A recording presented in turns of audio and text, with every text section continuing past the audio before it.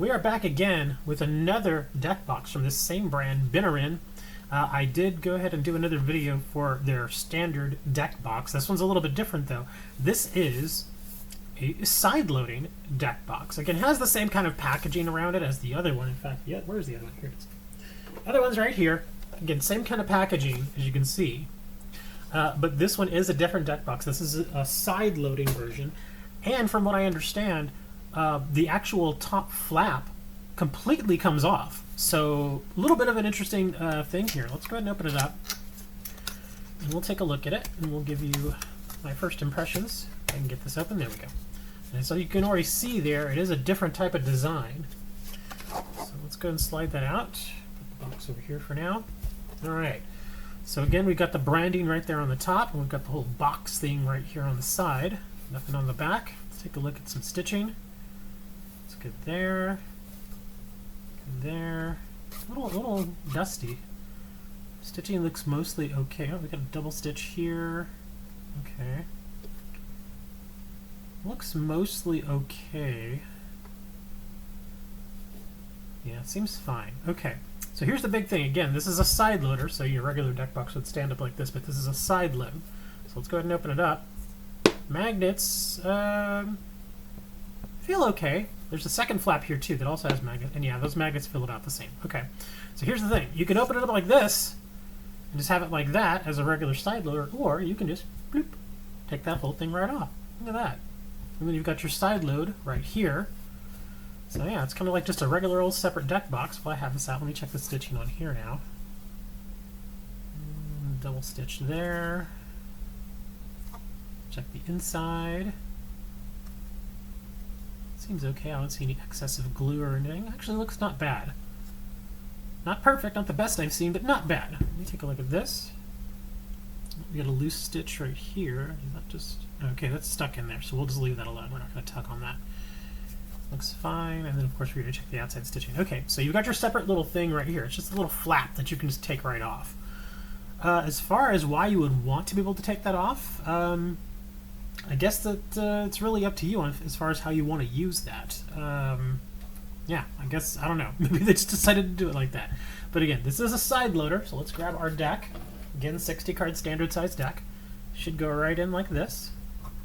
There you go. You can see that's 60 cards, and it should be definitely enough room for at least another 40, so you can fit at least a commander deck in there. Probably plus a little bit of sideboard there if you wanted, so definitely has enough room for it. And this, again, very much just like in the other Binirin box that we had, exact same card divider. Fairly thick, not super thick, but you know, pretty darn good. Should do its job. Let's pull this out real quick. Let's take a look at... Oh, okay, that's an interesting issue. This... Take a look at this. It doesn't slide in quite right there. It's a very tight fit. So let's force it all the way down. Ooh, and it bends a little bit there. Okay, so it looks like this... Huh. It looks like the divider is a little too big. It's a little too tall, because again, it's, you know, tall-wise. It's a little too tall for this. It does slide in because it does flex, so that's normal, but yeah. Look at that. It never slides in quite right. So let me push it all the way to the edge here. Let's see if I can... yeah, you can force it to fit in there, but that's on the edge. Again, wow, I can just... that's how tight the fit is. I can hold the deck box up just by holding this. So that gives you an idea of how tight this is in there. Oh, okay, that's a very tight fit. It does slide in. My only concern there is if you're forcing it to have to bend that much, that might put a little pressure on your cards. And again, okay, this side over here is much harder. It just doesn't want to... Yeah, it looks like they're slightly different size, as you can see. It doesn't quite want to sit flush.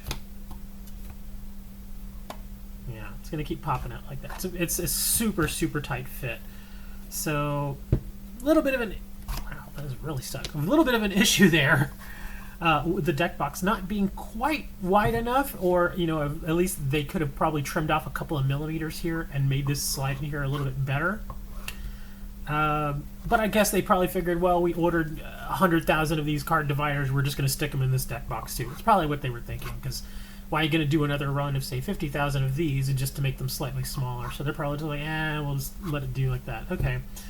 I kind of get it. You know, a small little thing like that, you don't really want to go and do a whole other product run for it. That can get kind of expensive.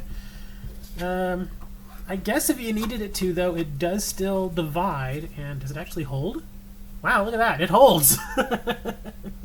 It's holding the deck up. Oh, it's sliding down a little bit now. But yeah, that gives you an idea of how tight this fit is here. That's interesting. I guess you could use that to your advantage. As long as it doesn't damage your cards, I guess it's okay, right? Yeah, look at that. It's holding them all up. Huh. Interesting. Okay, so yeah, you got yourself your card divider. The deck box itself on the inside and everything looks fine. Again, it got some loose dust particles here. Other than the fact that you've got this issue with the divider, I think the deck box is just fine. It feels a bit more gimmicky to me than the other deck box, which is a standard one. I guess if you just wanted it to where you could have it like this and be able to take the entire top off, then great, go for it. Other than that, I guess it's just a matter of preference, really. As far as I know, this deck box is about the same price as the other one that we were looking at, the regular standard top loader one. So I guess, like I said, it's really just a big matter of preference there. If you decide you want something like this that gives you a little more flexibility, then have at it. But again, you will run into a little bit of an issue with the divider being a little bit of a tight fit. If you're okay with that, though, I would say this deck box is actually not bad. It's fine. I think if I had to choose between the two, I'd probably go with the other one, just because I like them to be a little more simple. This one, I wouldn't fault you if you bought it. It's perfectly fine. Again, if it's 10 to 13 bucks, I would say this is actually a pretty decent little box. It's well made. The PU leather feels good. The materials look good, and it's perfectly functional. Nothing wrong with it at all. Again, this is from the brand Binirin. I will leave an affiliate link down in the description if you decide you want to go ahead and give it a try. Again, when I saw this, it was about $10 to $13 or so hopefully you can get it about the same price. Who knows, though. Thanks for checking out the video, guys. I really appreciate it. Make sure y'all like, subscribe, and share the video and all the other good stuff. I'll continue to get products like this. I'll continue to give them little honest reviews like this. Again, if y'all decide to buy it, up to you. I think it's a pretty good deck box. Nothing terribly bad about it. As far as it being, can I put it from the back here or the bottom? You actually can. Just wanted to test that real quick. Anyways, thanks for checking out the video, guys. We'll see you next time.